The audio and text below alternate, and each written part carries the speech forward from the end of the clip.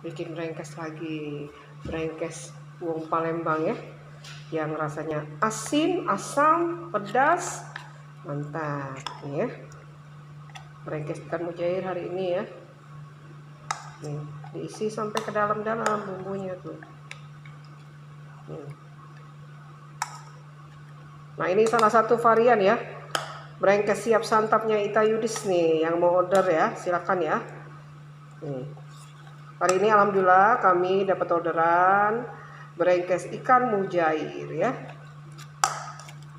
Kita by order aja, kalau yang ada yang order baru kita bikin ya.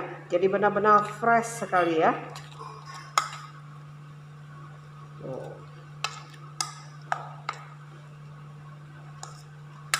Bumbunya banyak kan. Tuh.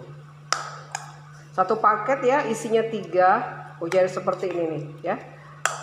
Mau tanya harga silakan, mau tanya-tanya hubungi Ita Yudis 0813 6770 2798. Tuh lihat tuh, brengkesnya mantap ya.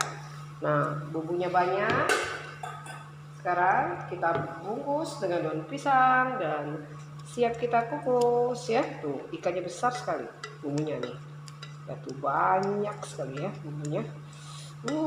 Lemaknya brengkesnya wong Palembang. Ini kami brengkesnya dari khasnya dari kampungku bersama pagar alam.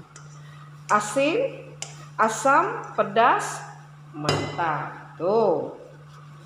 Bumbunya melimpah ruah.